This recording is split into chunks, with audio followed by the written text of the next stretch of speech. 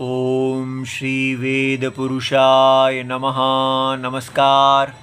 Class number 307 Shrimad Bhagavad Gita जी शंकराचार्य जी के भाष्य के अनुसार आरंभ किया जाता है। ओम श्री सीतारामचंद्राभ्याम नमः। नमो गुरुभ्यः। ओम अथ काल देवताः श्री संवत् कार्तिक शुक्ल पक्षः पंचमी बुधवारः मूल नक्षत्रम दक्षिणायनम शरद ऋतुः। ओम तत्सत् श्री शंकराचार्याय गुरवे नमः। तानि सर्वाणि संयम्य युक्त आसीत मत्परः वशे हि यस्येन्द्रियाणि तस्य प्रज्ञा प्रतिष्ठिता। अध्याय नंबर 2 श्लोक नंबर 61। और ये पुस्तक है Shrimad Bhagavad Gita ji, Gita press Gorakhpur, book number 10, Shankaracharya ji के भाष्य वाली पुस्तक। अच्छा जी, तो अब हमारा विषय क्या चल रहा है? भगवान स्थित प्रज्ञा।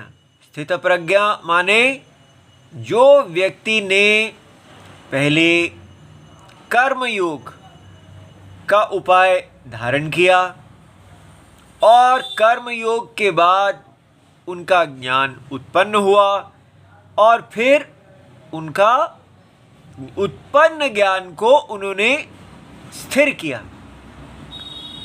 तो उनको ये उत्पन्न ज्ञान स्थिर करने की क्या आवश्यकता है?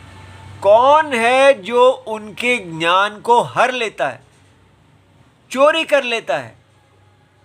तो कहा गया कि वो हैं इंद्रियां। हमारी जो इंद्रियां हैं वो अपने विषयों में जाने के लिए आतुर रहती हैं, उनमें आग लगी रहती है।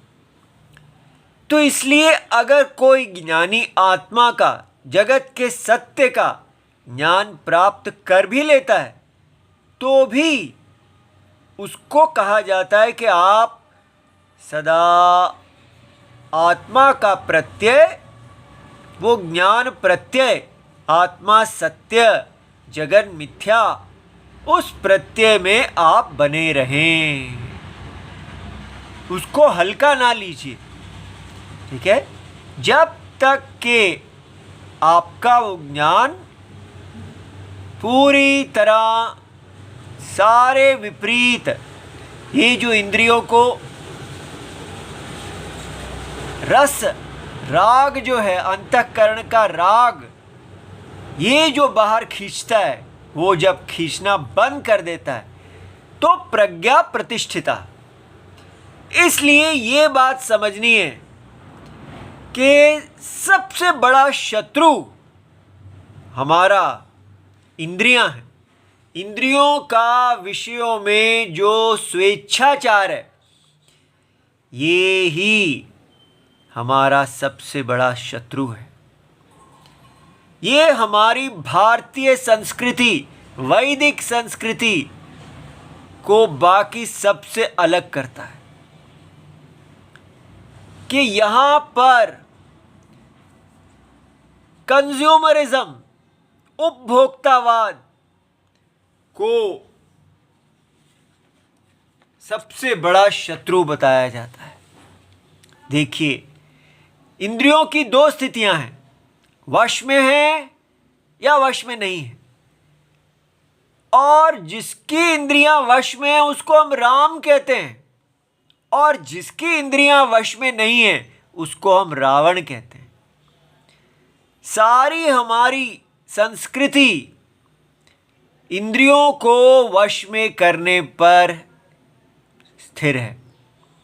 ये समझना है। अगर हमें समझना है कि हम क्या हैं, क्या है हमारा मूल, ठीक है? अच्छाई और बुराई नहीं है राम और रावण। राम कौन है? जो काम को वश में करते हैं, काम जिनके वश में है। और रावण कौन है? जो काम के वश में है।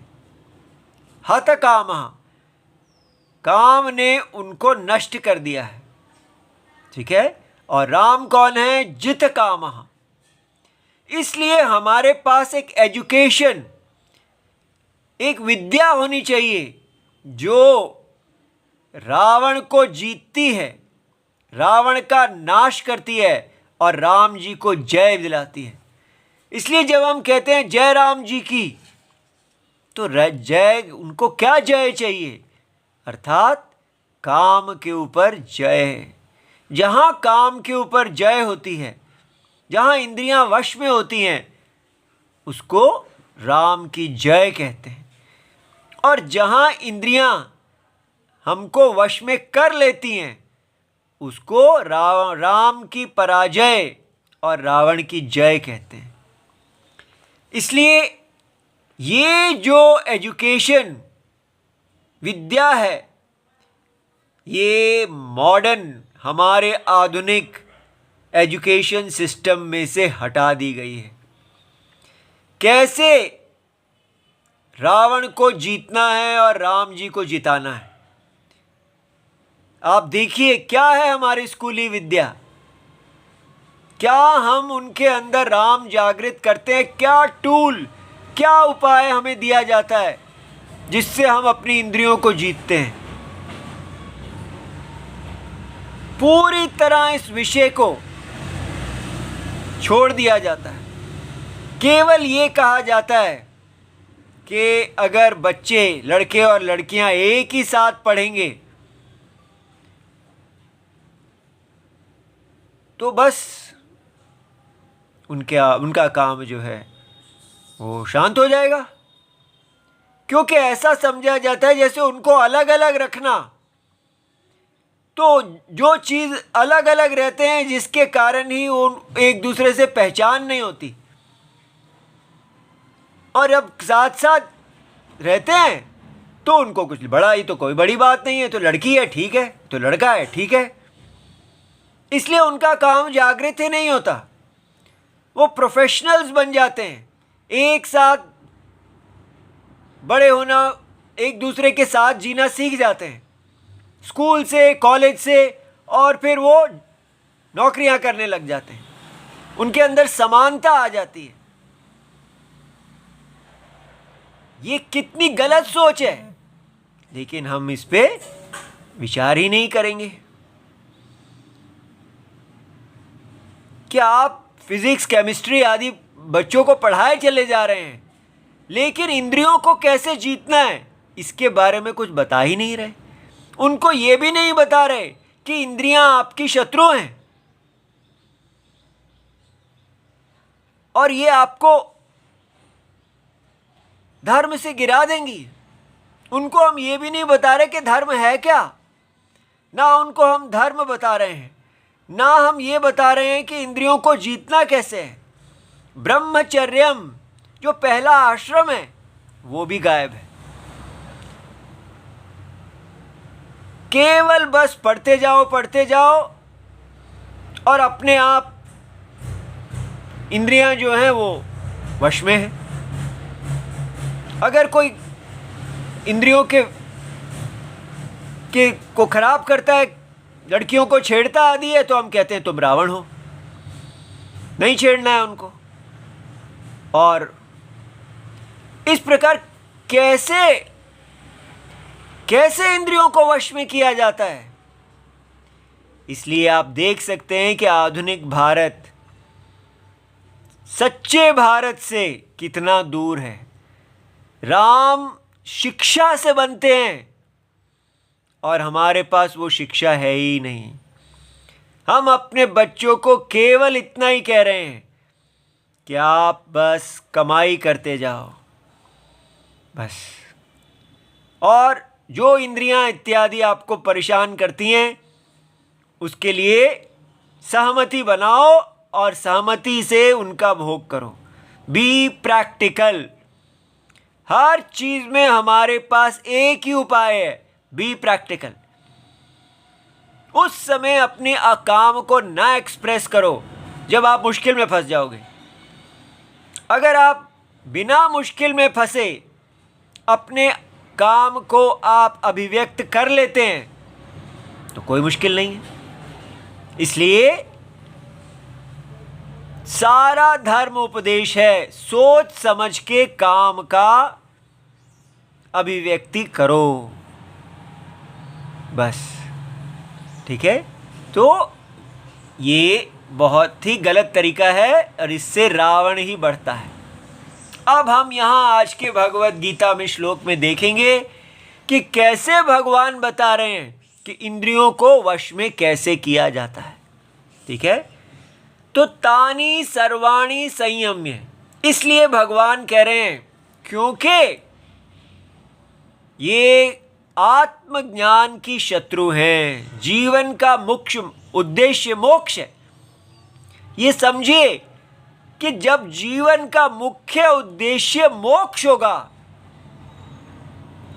तो तभी तो हम कहेंगे कि ये इंद्रियों से भोग करना जीवन का मुख्य उद्देश्य ही नहीं है। इसलिए सबसे पहले समझना है जीवन का मुख्य उद्देश्य क्या है। अभी हमारे भारत में हम अपने बच्चों को नहीं कहते कि मोक्ष जीवन का उद्देश्य है। ये बिल्कुल मिसिंग ही है। मोक्ष को अगर जीवन का उद्देश्य नहीं बनाते हैं तो सारी भगवत गीता फेल है। अगर मोक्ष क्या, मोक्ष माने कि आपको ये बताया जाता है कि बार बार जन्म लेना और मरना, शरीर, आत्मा का शरीर ही होना, आत्मा को अपने आपको शरीर समझना और इस शरीर में इस प्रकार बार बार ये शरीर आता जाना। क्यों ये शरीर आता जाता है? क्योंकि हम विषय परायण हैं। हमारी इंद्रियां विषय में मोहित हैं और वो मोहित इंद्रियां जो हैं वो धर्म को छोड़ देती हैं। इसलिए हम सदा धर्म और अधर्म के अधीन हैं, ये भी नहीं बताया जाता। ठीक है, धर्म अधर्म हमारे लिए क्या है? वो धर्म है जिससे आप दुनिया के बनाए हुए नियमों के वश में आ जाते हैं, आप अपने आप को मुश्किल में डाल लेते हैं, वो अधर्म है। जिससे आप निकल जाते हैं, आपका काम बनता जाता है, वो धर्म है। इतनी अजीब स्थिति है। प्रैक्टिकल, इम्प्रैक्टिकल व्यक्ति अधार्मिक है और प्रैक्टिकल व्यक्ति धार्मिक है। जो व्यक्ति चतुराई से अपना काम निकाल लेता है उसको धार्मिक कहते हैं, और जो मूर्ख चतुराई से चालाकी से अपना काम नहीं निकाल पाता, फंस जाता है, वही अधार्मिक है। कितनी गिरावट है हमारे समाज में, हम देख ही नहीं पा रहे। तो इसलिए ना हमें धर्म अधर्म का पता है, ना हमें जीवन के लक्ष्य का पता है। इसलिए धर्म, अर्थ, काम, मोक्ष, ये जो 4 पुरुषार्थ कहे गए हैं कि धर्म को करने से जो अर्थ और काम की प्राप्ति होती है वही प्रसाद है। धर्म का प्रसाद है अर्थ काम, और धर्म के बिना आपको अर्थ काम नहीं लेना चाहिए। इसलिए जो कल्याण कांक्षी है, जो चाहता है कि मेरा कल्याण हो, जो चाहता है कि मेरा मोक्ष हो, मैं धर्म में वेद के बताए हुए धर्म मार्ग पे चलूं, उसके लिए ये उपदेश है। इसलिए ये कोई मिलियंस में चलने वाली भगवत गीता नहीं है। ये 50-60 लोग भी अगर इसको देखेंगे वो भी बड़ी बात है। कोई भी ना देखे, राम जी इसको सुन रहे हैं, ये सत्य उपदेश है। इसलिए देखिए ध्यान से, तानि सर्वाणि संयम्य युक्तः आसीत मत्परः, सारी इंद्रियों को वश में करके युक्त, अर्थात सारी इंद्रियों को आत्मा में स्थित करके बैठना चाहिए। मत परह, संसार परह, भोग परह नहीं, अंतरात्म परह, सत्य परह, ऐसे बैठना चाहिए। वशे ही यस्य इंद्रियाणि, जिसकी इंद्रियां वश में हैं उसी की प्रज्ञा प्रतिष्ठित है। किसी के पास ज्ञान है लेकिन इंद्रियां वश में नहीं है तो वो प्रतिष्ठित प्रज्ञा नहीं है। इसलिए केवल ज्ञान होना ज्ञानी नहीं कहलाता, उसका ज्ञान स्थिर होना चाहिए। अब हम भाष्य को देखते हैं और फिर उसको विस्तार से समझने का प्रयत्न करते हैं। अब भगवान कहते हैं तानि सर्वाणि संयम्य। अब ये तानि कौन है? तानि इंद्रियाणि। ये पिछले श्लोक से जुड़ा हुआ है। आपकी जो ज्ञान इंद्रियां हैं, कर्म इंद्रियां हैं, इन सबको संयम, वश में करके, संयमनम, वशीकरणम कृत्वा। तो कैसे वश में की जाती हैं इंद्रियां? पहले व्यक्ति देखे कि इंद्रियां का स्वेच्छाचार क्या है। ठीक है, जैसे हमको बताया जाना चाहिए कि जैसे स्कूल में लड़के और लड़कियां हैं तो हमको ये एक टॉपिक लेना चाहिए कि उनसे पूछा जाए कि आपकी जो इंद्रियां हैं क्या वो एक दूसरे में जाती हैं।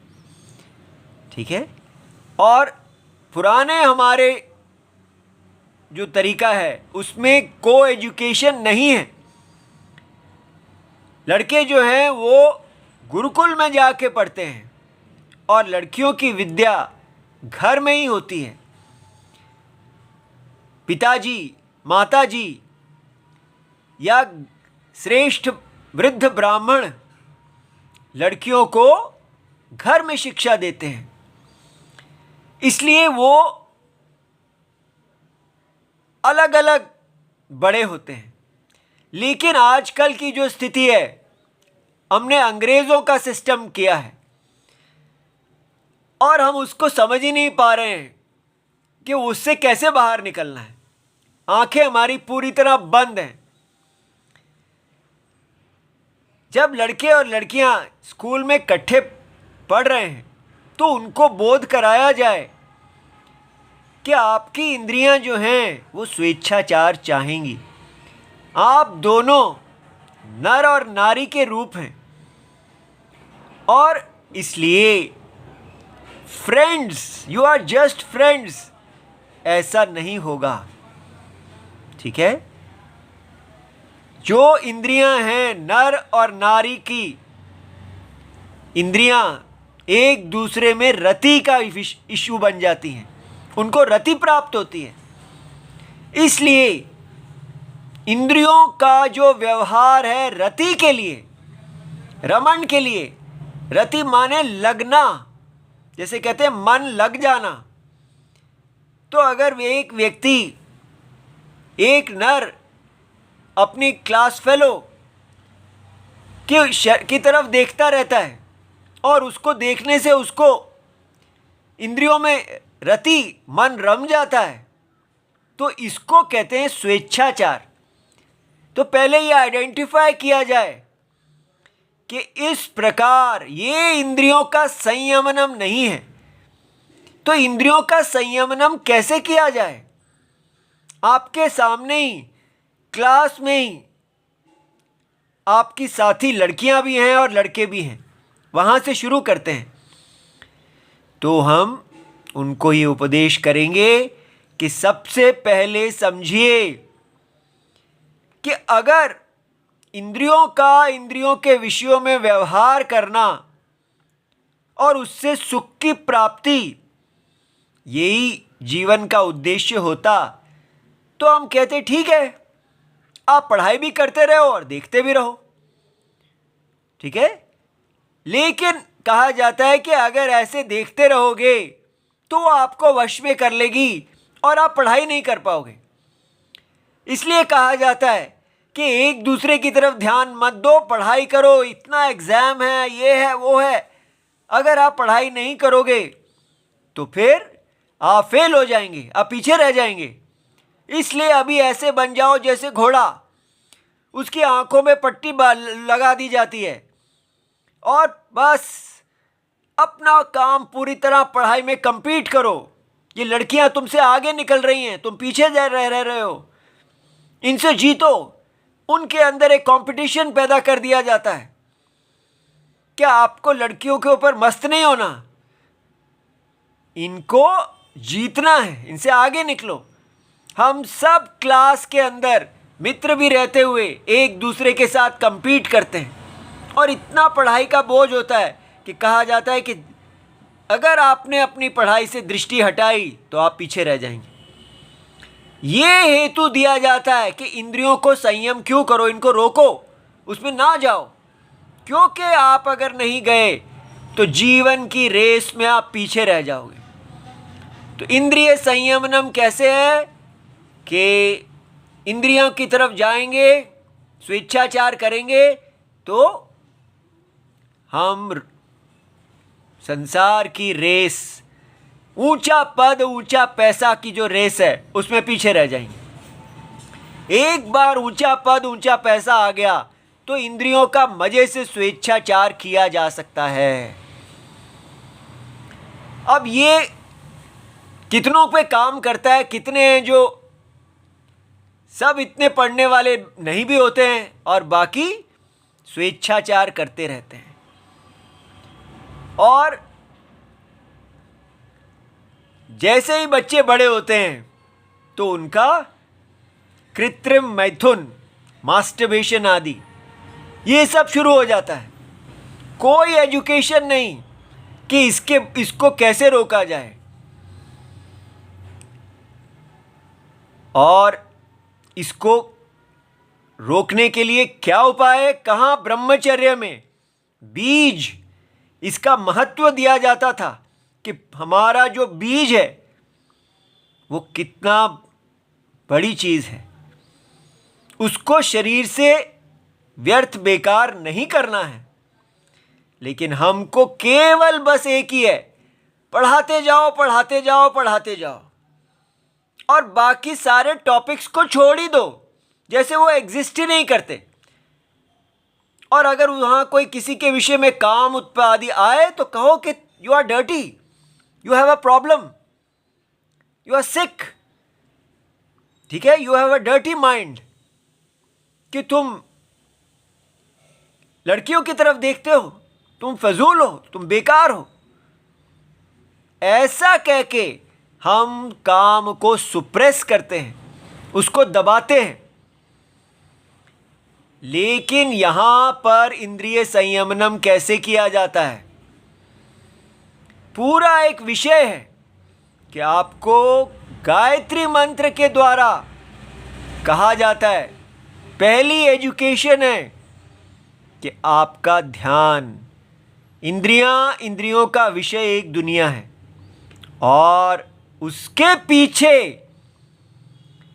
धियः नः प्रचोदयात्, जो हमारी धी, हमारी बुद्धि, हमारी कर्म, हमारी वाणी, इन तीनों का प्रचोदन, इन तीनों का प्रेरणा करने वाला जो है उसका ध्यान करो। हमें अंतर्मुखी बनाया जाता है कि वो एक देवता है, उसको चुनो, उसको प्यार करो। जब हम अंतर्मुखी होते हैं और हमको लड़कों को बिना स्त्री इत्यादि लड़कियों के एनवायरनमेंट में बड़ा किया जाता है, जब वो बड़े हो रहे हैं, उनकी इंद्रियां अभी चंचल हैं, तो उनको एक ऐसे वातावरण में, शुद्ध वातावरण में रखा जाता है जहां वो शांति से अपनी इंद्रियों को देखें, उनकी गति को देखें और उन इंद्रियों को अंतरात्मा, प्रकाश रूप परमात्मा जो सब इंद्रियों को प्रकाशित कर रहे हैं, जो श्री कृष्ण हैं, इस प्रकार अर्जुन को श्री कृष्ण से मिलाया जाता है। परिचय दिया जाता है कि ये इंद्रियों के जो स्वामी हैं, इंद्रियों के सारथी जो हैं, वो सर्वांतर आत्मा श्री कृष्ण है। ये हम दे ही नहीं रहे। तो बच्चे को सबसे पहले पता चलना चाहिए कि आपको किसकी बात माननी है, आपके अंदर रहने वाले श्री कृष्ण की।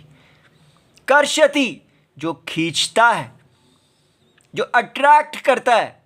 सो दो अट्रैक्शंस हैं, एक आपकी इंद्रियां आपको खींचती हैं और दूसरा है आपका परम सत्य आपको खींचता है। तो वेद के चक्षुओं से हमारे बच्चों को पहली चीज बताई जाती है कि इंद्रियों के दो दिशाएं हैं।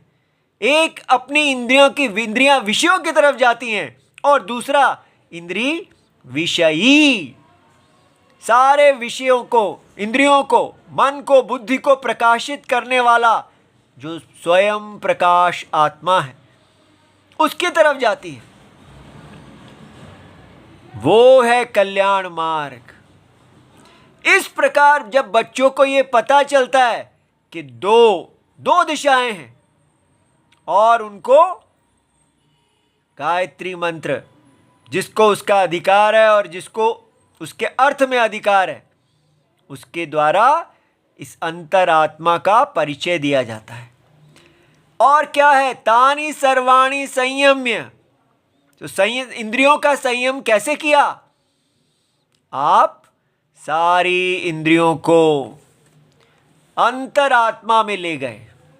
वशीकरणम कृत्वा युक्तः समाहितः सन। युक्त का मतलब समाधानम। अंतरात्मा में इंद्रियों को जब आप खींच लेते हैं, कैसे खींचते हैं? ऐसा जानते हैं कि ये जो इंद्रियां हैं, मन है, ये किसके द्वारा व्याप्त है? अंतरात्मा जो देवता हैं, सबके अंदर वास करने वाले, वो शांत आनंद रूप है, तुष्टि रूप है। जब व्यक्ति उस तुष्टि रूप आत्मा में स्थित होता है तो वो तुष्टि रूप आत्मा इंद्रियों के मल को धो देते हैं। ये बात समझनी है। भर्गः देवस्य धीमहि। भर्ग माने वो उसका जो वीर्य है, बल है, जो सारे पाप को नाश करता है। अब ये समझना है कि ये जो क्रिया है कि आप अंतरात्मा के बल को, उनके वीर्य को, कि वो सारे जगत को धारण किए हुए हैं, उस अंतरात्मा में जब आप यत्न पूर्वक अपनी इंद्रियों को रोकते हैं, तो ये यत्न जो है ये पाप को क्षय करता है। पाप को क्षय करना माने इंद्रियों के अंदर जो वेग है, अशुद्धि है, जो मोह कलिलम है, वो धुलता है और आप भगवान से जुड़ने लगते हैं। ये समझना है स्टेप्स कि कैसे पहले अंतरात्मा से अपने आप को जोड़ना, और फिर ये समझना, ये देखो, समाहितः सन आसीत, रहना चाहिए। मत्परः, मेरे परायण होकर। क्या होता है मत्परः? अहम वासुदेवः सर्व प्रत्यगात्मा परः। भगवान कौन है? अहम वासुदेवः सर्व प्रत्यगात्मा, सबका इनर मोस्ट। प्रत्यग माने सबसे अंदर का, सर्वांतर आत्मा। तो सर्वांतर क्यों कहा है? सबका। इसलिए यहां तक पहुंचने के लिए हमें ये चाहिए। जगत की आत्मा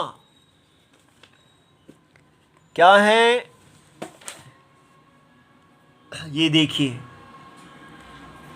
जब तक हमको ये नहीं समझ में आएगा कि हम यहां हैं और ये तो दो प्रकार का भगवान का को समझना है। एक शरीर से कि हमारा शरीर भगवान के शरीर के अंदर है। इससे क्या हुआ, ये जो इंद्रियां हैं, ये दुनिया जो है, यहां पर भी हमको समझ में आया कि जिस दुनिया को हम देख रहे हैं और जिस दुनिया को वेद दिखा रहे हैं उसमें कितना अंतर है। ठीक है, इसलिए ये बात समझने पर हम अपने आप को वश में कर पाते हैं। ठीक है, तो आगे इस विषय को आगे बढ़ाएंगे। आज इतना ही।